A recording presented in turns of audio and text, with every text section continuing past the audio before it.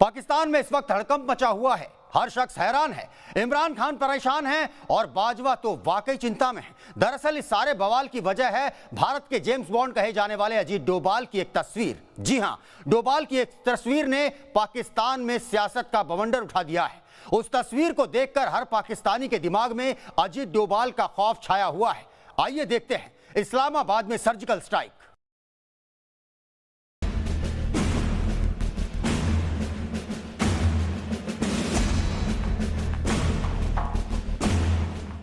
एक तस्वीर ने बिगाड़ी इमरान की हालत। एक तस्वीर ने मचाया पाक में कोहराम। एक तस्वीर से कांप उठा पाकिस्तान। ये तस्वीर पाक में सरकार गिरा देगी। इस तस्वीर से दहल गया है बाजवा। डोभाल से पाक को डर लगता है।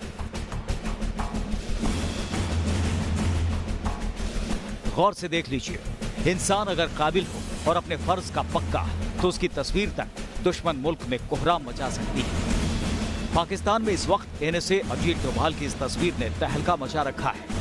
अवाम खौफ में है, इमरान डरे हुए हैं और तो खुद बाजवा की भी इस तस्वीर ने नींद उड़ा दी है, क्योंकि तस्वीर में एनएसए अजीत डोभाल के साथ पाकिस्तानी सियासत का सबसे चर्चित चेहरा मौलाना फजलुर रहमान बैठा हुआ है। बस इसी के बाद से पूरे पाकिस्तान की धड़कनें बढ़ी हुई हैं। अपनों से मुलाकात से इनकार, अखियार के साथ बैठक। मौलाना फजलुर रहमान किस एजेंडे पर? मौलाना फजलुर रहमान की अजीत डोभाल से कुछ अरसे कबल मुलाकात की तस्वीर सामने आ गई है। जेयूआई ने आज ही हुकूमती मुज़ाकराती कमेटी से मिलने से इनकार किया था।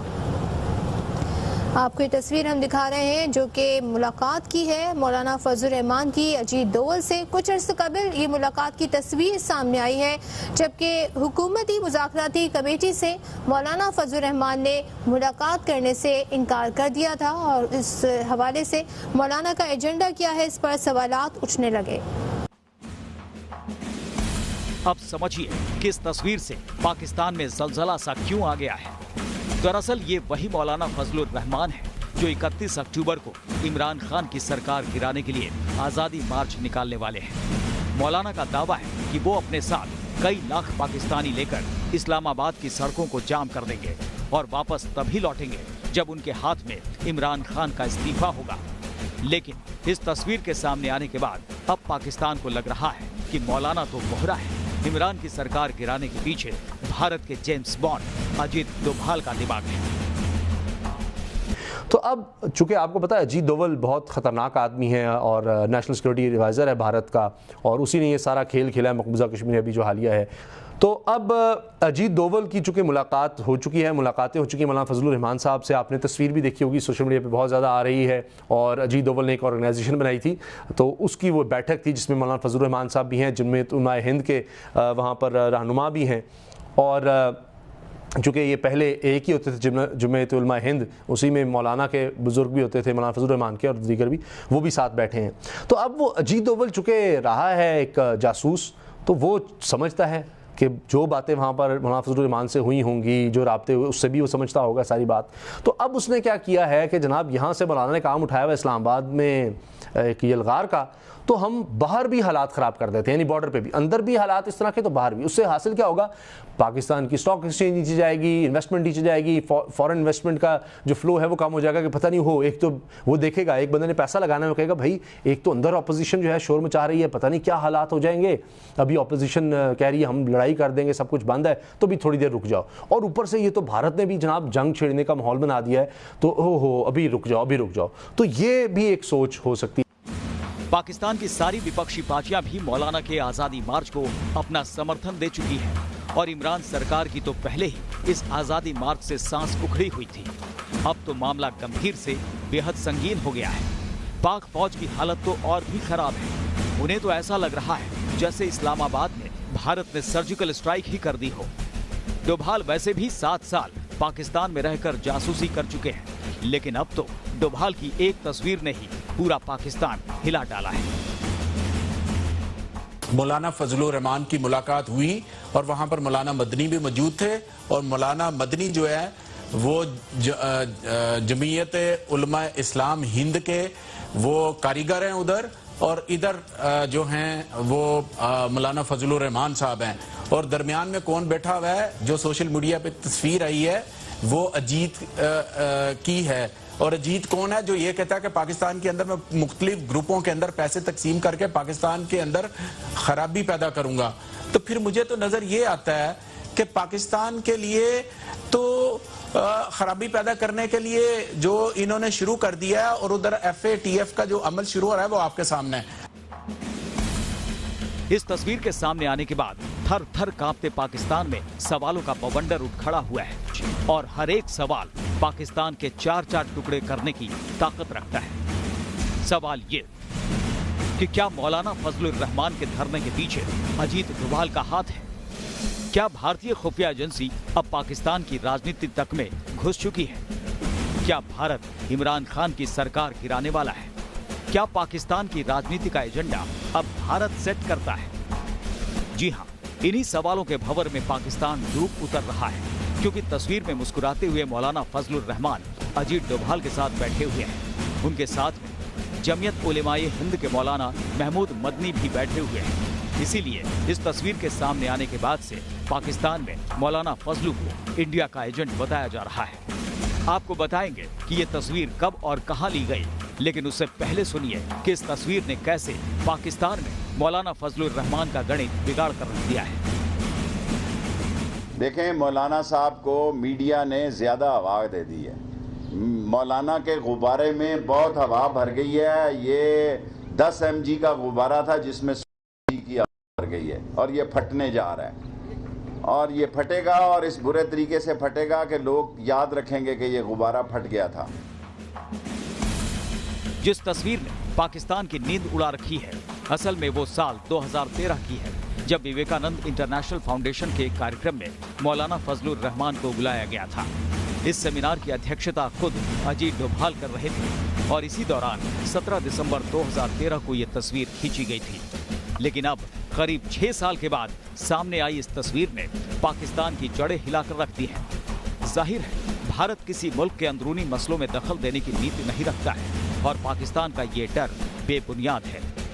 लेकिन इससे ये तो साबित हो ही गया है कि भारत से पाकिस्तान किस कदर खौफ खाता है। Team news nation. आज पाकिस्तान में फजलुर रहमान को भले ही इंडिया का एजेंट बताया जा रहा हो, लेकिन फजलुर रहमान का भारत सरकार से रिश्ता पुराना है। आपको जानकर हैरानी होगी कि फजलुर रहमान पहले भी बाकायदा भारत सरकार की गुजारिश पर भारत आ चुके हैं। हाँ, तब उनकी दाढ़ी काली थी और वो जवान थे। काली चमकती दाढ़ी वाला अनजान सा शख्स फजलुर रहमान ही है।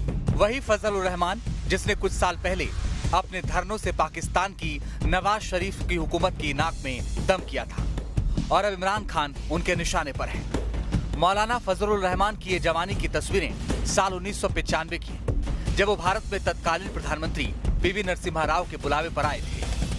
14 जुलाई को मुझे भी श्रीनगर से एक गुमनाम टेलीफोन आया और यही कहा कि इस मसले को हल करने में हम चाहेंगे कि आप किरदार अदा करें।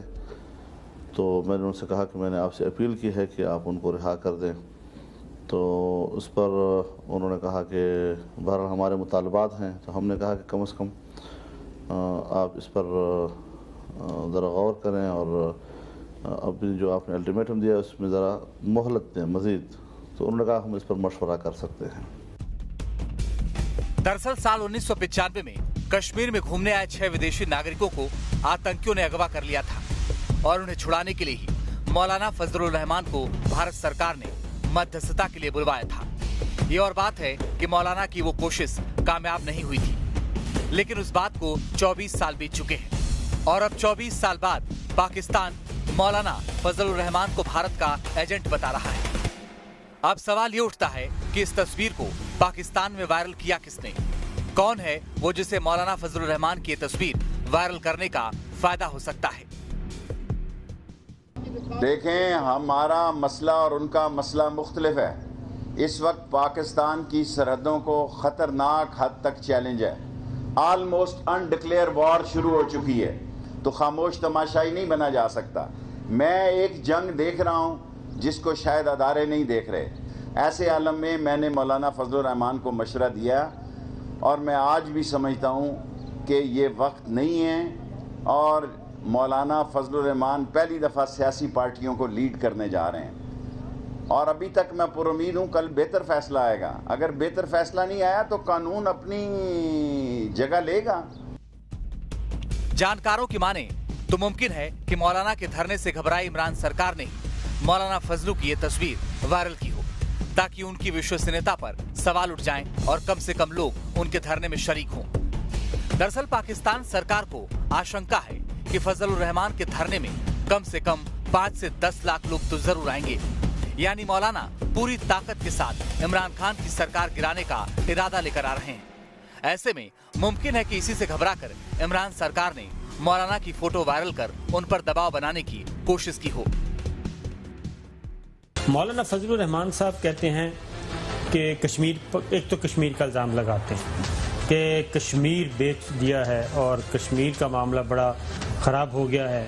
नहीं, किन्नू बेच दिता है तो केड़ा ओदा चाचे ने खरीद लिया। तो सुने वही वो अजीत दोवल ना तो ये बैठा पींगा बधा रहा सी।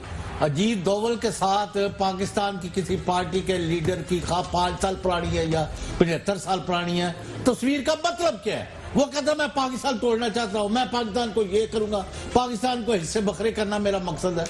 और ये जाके उनसे मीटिंग्स करता है और वहां ये इनका जो काउंटर पार्ट है इंडिया में, जमीयत उलमा हिंद, ये तो बात करते हुए शर्म है। वो क्या फरमाते रहे वो भी आप सुन ले। और भाई अगर गवर्नमेंट की कोई कमजोरी है, कमी है, कोताही है, वो हमने यहाँ बयान की है और we want them to correct themselves. अगर मौलाना के खिलाफ ये साजिश इमरान सरकार ने रची है तो इसमें उसे काफी हद तक कामयाबी मिल चुकी है। लेकिन ये भी सच है कि मौलाना के साथ लाखों लोग अभी इस्लामाबाद की तरफ आ रहे हैं और मौलाना फजलू को इस तस्वीर वाले विवाद से खास फर्क नहीं पड़ा है। वो दोगुने उत्साह के साथ इमरान की हुकूमत को उखाड़ फेंकने का दम भर रहे हैं। इस्लामाबाद की तरफ मार्च शुरू हो जाएगा। ये आज़ादी मार्च होगा, पूरे मुल्क से काफिले रवाना हो जाएंगे और इस्लामाबाद पे आकर दम होगा और इस हुकूमत को चलता करके दिखाएंगे। बहरहाल अगर इमरान ने अजीत डोभाल की तस्वीर के पीछे छिपकर फजलू से बचने की कोशिश की है तो ये कोशिश कितनी कामयाब हुई ये जल्द ही पता चल जाएगा जब 31 अक्टूबर को गरजता दहाड़ता फजलू इस्लामाबाद में दाखिल होगा। Team news nation. तस्वीर का सच जो भी हो, लेकिन अगर आज पाकिस्तान डोभाल की एक तस्वीर से कांपता है तो इसके पीछे उनके हैरत अंगेज कारनामों की फहरिस्त है। चाहे बरसों तक पाकिस्तान की नाक के नीचे रहकर जासूसी करना हो या फिर कश्मीर से धारा 370 हटाना, डोभाल ने जब भी कोई मिशन हाथ में लिया है उसे शिद्दत से पूरा किया है। चंद रोज पहले की ये तस्वीरें देखकर पाकिस्तान के सीने पर सांप लौट गया था। डोभाल 370 हटाने के बाद कश्मीर की गलियों में टहल रहे थे, स्थानीय लोगों के साथ बिरयानी खा रहे थे। उनका चेहरा देखकर कौन कह सकता है कि कश्मीर से 370 हटाना कितना बड़ा काम था।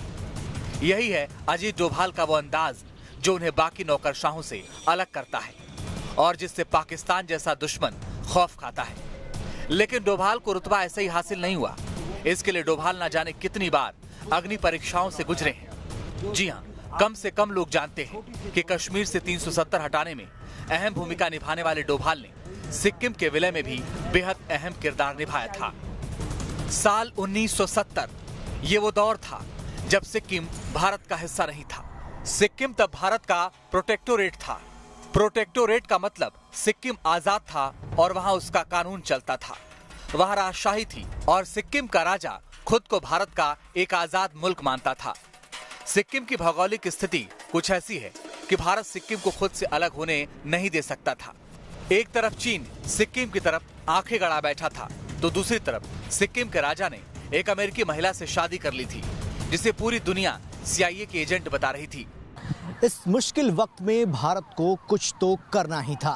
इतिहास के इस नाजुक मोड़ पर भारत ने याद किया 1968 बैच के केरल कैडर के एक सामान्य से दिखने वाले नए नवेले IPS ऑफिसर को। नाम था अजीत डोभाल। कहते हैं कि भारत सरकार ने अजीत डोभाल को ये जिम्मेदारी सौंपी थी कि सिक्किम में ऐसे हालात बनाएं जिससे उसका भारत में विलय हो सके। IB की तरफ से डोभाल सिक्किम में तैनात हो गए। कहते हैं इसके बाद अजीत डोभाल ने अपना जादू चलाया और धीरे धीरे सिक्किम में राजशाही के खिलाफ विरोध प्रदर्शन बढ़ने लगे, जो गुजरते वक्त के साथ बढ़ते चले गए। साल 1974 आते आते सिक्किम का राजा इस बात पर सहमत हो गया कि वो सिक्किम में चुनाव कराएगा, लेकिन वो सत्ता में बना रहेगा। 1974 में सिक्किम में चुनाव हुए और सिक्किम कांग्रेस भारी मतों से चुनाव जीत गई। इसके बाद राजा के खिलाफ विरोध प्रदर्शन और बढ़े और सिक्किम के राजा ने भारत से मदद मांगी। आखिरकार भारतीय सुरक्षा बलों ने सिक्किम के राजा को उसके महल में नजरबंद किया और सिक्किम भारत का हिस्सा बन गया। कहते हैं ये सारा घटनाक्रम अजीत डोभाल के दिमाग की देन था। उन्होंने खुद की दी गई जिम्मेदारी को बखूबी निभाया और सिक्किम को भारत का हिस्सा बनाकर उन्होंने अपने करियर के शुरुआती दौर में ही इतिहास रच डाला था। Team news nation. डोभाल की एक तस्वीर से अगर आज पाकिस्तान में बवंडर खड़ा हो जाता है तो इसके लिए उन्होंने एक लंबा सफर तय किया है। उन्होंने हमेशा फर्ज को खुद से बढ़कर माना और इसीलिए बार बार अपनी जान दांव पर लगाई। आइए अब आपको बताते हैं कि पौड़ी गढ़वाल के गांव में रहने वाला अजीत कैसे बना डोभाल।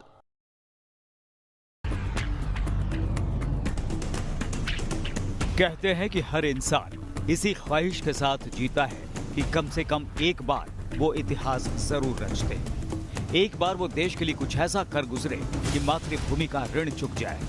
वो कुछ तो ऐसा कर जाए कि उसका नाम इतिहास में अमर हो जाए। लेकिन अजीत डोभाल वो शख्स हैं जिन्होंने ये सब एक ही जिंदगी में बार बार किया है। जी हाँ, वो बार बार इतिहास का हिस्सा बने हैं। उन्होंने एक नहीं कई बार भारत की मिट्टी में पैदा होने का कर्ज चुकाया है। आज पाकिस्तान जैसा ढीठ दुश्मन भी उनके नाम से कांपता है। पौड़ी गढ़वाल की पहाड़ी पगडंडियों से शुरू हुआ डोभाल का सफर केरल होता हुआ खतरनाक रास्तों से गुजरता गया। रास्ते में कई बार डोभाल ने वक्त को हालात के नए सांचे में ढलते बदलते देखा। साल 1945 में अजीत डोभाल का जन्म पौड़ी गढ़वाल के एक गांव में हुआ था। अजीत डोभाल के पिता इंडियन आर्मी में मेजर थे। बेहतरीन छात्र रहे अजीत डोभाल ने इकोनॉमिक्स से MA किया है। डोभाल केरल कैडर से साल 1968 में IPS अधिकारी बने। अजीत डोभाल साल 2005 में रिटायर हो चुके हैं। साल 2014 में अजीत डोभाल को राष्ट्रीय सुरक्षा सलाहकार बनाया गया। मैं कहूँगा कि स्ट्रैटेजी के मामले में उनकी पकड़ बहुत अच्छी है। पाकिस्तान के बारे में वो बहुत कुछ जानते हैं। उन्हें उनके वैसे भी मैं कहूँगा कि अजमेर मिलिट्री स्कूल में पढ़े हैं। उनके पिताजी फौज में मेजर थे और IPS में वो एक ऐसे आले दर्जे पे रहे हैं कि डायरेक्टर रहे हैं इंटेलिजेंस ब्यूरो के। उसके बावजूद उन्हें कीर्ति चक्र 1988 में मिला है। तो मैं अजीत जिसे कोई न हरा सके, जिसे जीत पाना असंभव है। अजीत यानी एक ऐसा योद्धा जिसे याद किया जाता है जब देश की आन खतरे में हो, जब मुल्क पर संकट के बादल छाए हो, जब दुश्मन कोई खतरनाक बाजी खेल गया हो, या फिर तब जब अपने दिमाग और हिम्मत के दम पर नया इतिहास लिखना हो। कुछ ऐसी ही है अजीत डोभाल की कहानी। Team news nation.